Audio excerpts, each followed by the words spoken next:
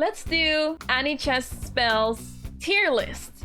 So here are the 13 spells of Anichess, and we're going to judge now which ones are the best and which ones are the worst, overrated, not great, barely used, you name it. I have my opinion on some of them, and I would like to share it with you.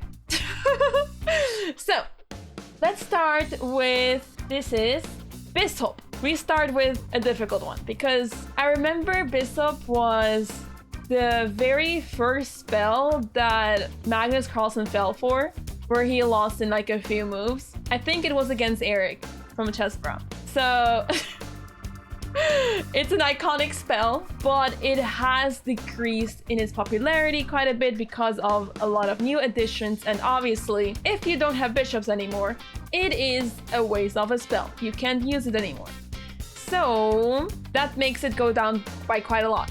I do have to say, I have had some opponents being very annoying with this spell, where they would combine Bishop with Queen Time and then Transcendence, leaving me with no ability to move my pieces, and if I want to push pawns, I get punished for it because I'm suddenly exposed to all sorts of tactics. I didn't really give this much thought, honestly.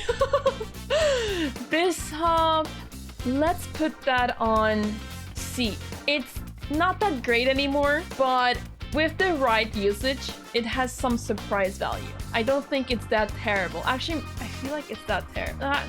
No, I've just been bullied so much by this, I don't want to give it a D. Let's continue for now. The next one is House Recruit. Well, I have to put that on the top over here. Because the more pawns, the better. We like pushing pawns, and the fact that we can put a pawn on the 6th rank is simply amazing. The comeback possibilities with it are insane. You can beat down every piece in the world and still win the game, which is crazy. I have won games with this one when I should never have won, so has to be S tier. The next one is Imposter. I have had only one game recently where my opponent played or used Imposter. And it was so funny because I didn't expect it, but they used Imposter on my rook, and I was suddenly in check, and I thought, wait, what? It has not been used for a very long time, and I think with good reason, because they're simply better spells. It used to be very good in the earlier seasons, or at least the last season perhaps, but yeah, in the season 4, it has not been used so much, with good reason, because it costs 5 mana. Ah yeah, you're right, Akjad. It does get cancelled out by Transcendence. That's why it's not been used so much. I will give it a C. I'm not gonna put it on D because I think it has some surprise value still, especially in puzzles. It was really nice to use Imposter spell. But other than that, yeah. Maybe if it gets buffed and it's like only 3 mana, maybe it's worth something, but now it's just a C. The next one is Duke, which is move pawn, knight, or bishop vertically by 1 square. No capture, steals 1 mana from your opponent. Now, this brings us to the cluster of Juke, Shift, and Slip, which are basically the same spell, but Juke is where you can move the pawn, knight, or bishop vertically by 1 square, Shift is horizontally, and Slip is diagonally. Now, out of those 3, obviously, Slip is by far the best. So I think I want to do these 3 together, and I would say that Slip is very good. I have been having trouble using Slip in my own games because I just get into positions where for some reason my pawns don't get far, or they get easily captured when I push them too much or something. So that's why I have not been able to use Slip too well, but I know that it's very OP. So this one goes to S tier. It has to be there. Like, everyone is using it for a reason.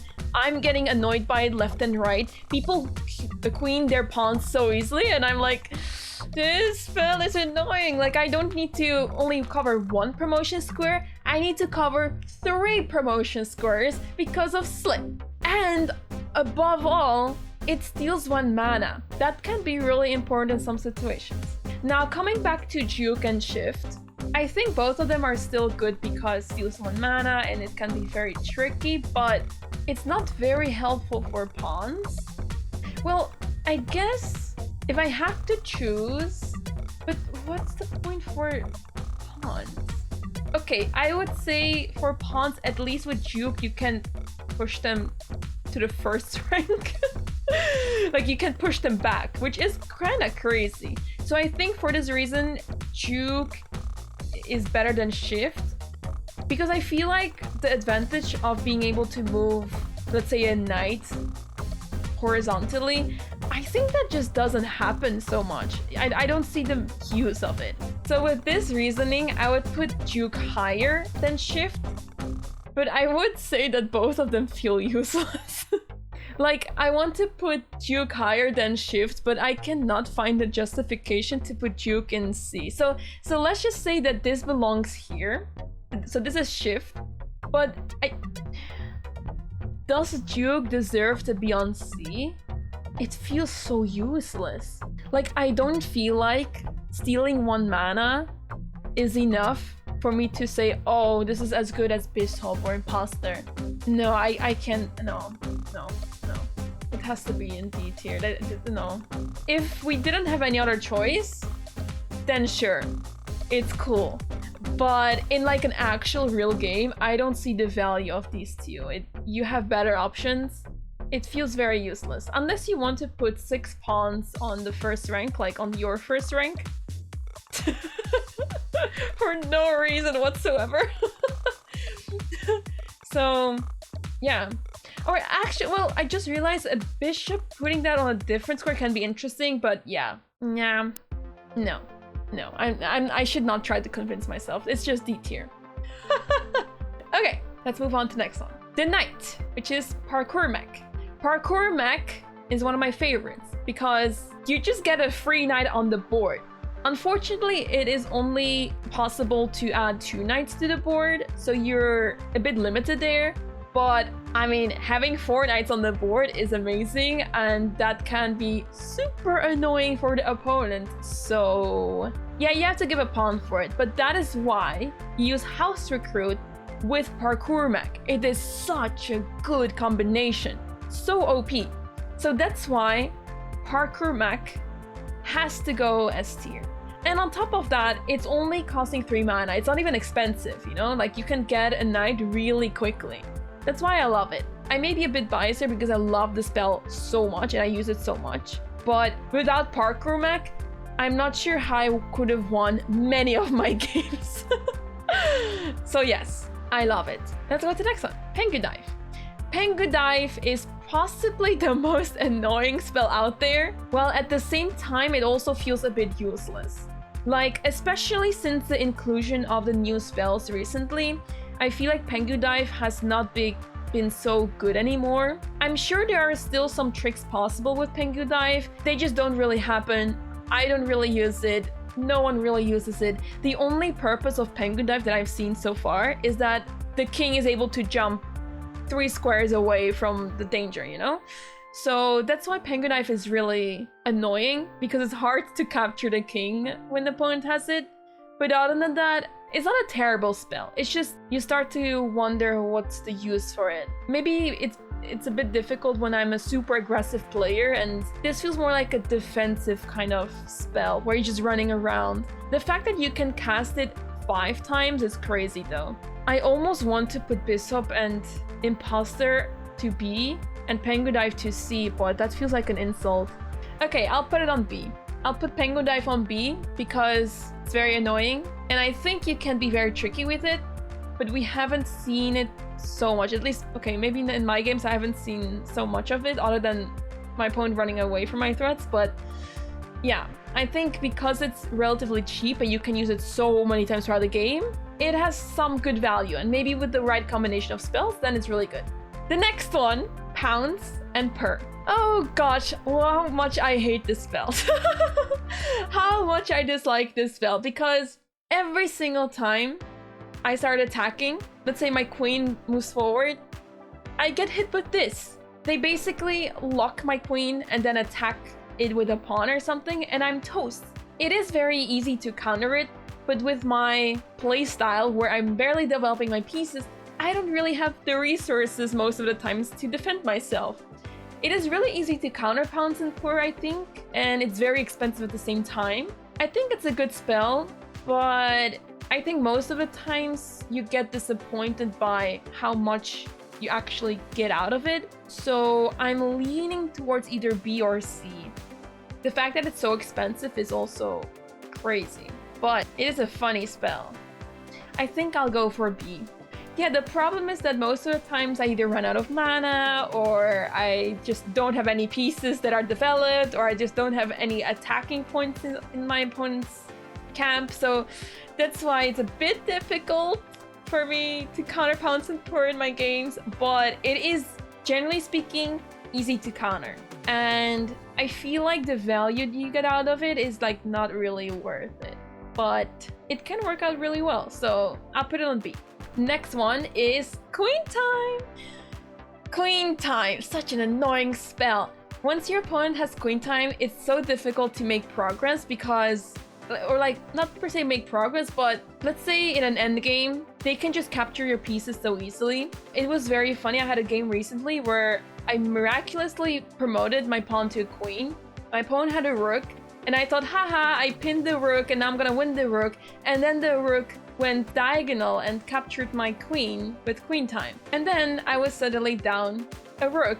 It was king and rook versus king endgame. So it can be really annoying. Also, when you develop your queen early, you get hit with Queen Time easily. So this makes you not want to develop your queen early. And then it becomes difficult to do something in your game. Queen Time used to be the original go-to spell, Roshan. But it has fallen down because it's so expensive and there's better spell combinations now. But it is still very annoying. Despite its high value, I think it has much more value than Pengu Dive and Pounce and Purr, because there's a big chance you will capture a very important piece with it, whereas with Pounce and Purr, you're not that sure about it. That's the difference. So I put it on A. I still think it's strong, but not OP. The next one is Shot in the Dark. Oh, one of my favorite spells. If used right, Shot in the Dark is the most annoying spell, I think, like by far. It's close with Transcendence, but Shot in the Dark is super annoying. You don't know what your opponent does with the pieces. Like, if they use Shot in the Dark on one piece, what I recently learned is that not only can you're moving it to a square and your opponent doesn't know where it's moving, they can just leave it on the same square, leaving you confused. So if you make a move, then you see, oh, the piece did not move. I do have to say that I have made a mistake a few times where I accidentally put the piece on the same square when I just didn't want to play the piece whatsoever. But I still think this spell is OP, especially because it's only 3 mana. You can use it 3 times in a game, and if you have a king left, you can still win the game with it. You can win with only a king left. So I think the comeback opportunities with this is like insane. So this has to be S tier. Has to be. There's no other way. I feel like they should nerf it, but I hope the devs don't hear this, so they don't nerf it. Because I love this spell. I love using it. The next one, we're almost there. Tactical Necessity. This spell is so annoying, especially when you have like Bishop, or you have a spell where you need to use your bishops for, and then your opponent eliminates the bishops with their rooks. The amount of times I faced this, very annoying. So Tactical Necessity is very annoying. It's very cheap, only costs 1 mana, and you can use it 5 times in a game. But then again, is it really that useful? See, the price I think is fair, but I think I'm gonna put it on B because it's cheap, can be very good to use, especially to defend or to remove a defender, and maybe you don't want to use your rooks at all. But it's not that amazing of a spell, but it can be good. It can be good. The last one, Transcendence. Transcendence is... What do we say about Transcendence? It is one of the most used spells in Season 4. I still don't fully understand how Transcendence works, actually. Like, I understand the patterns now, how it works, but I still get surprised by it. The surprise value of Transcendence is insane. This spell is, it can only have one place, and that's S tier.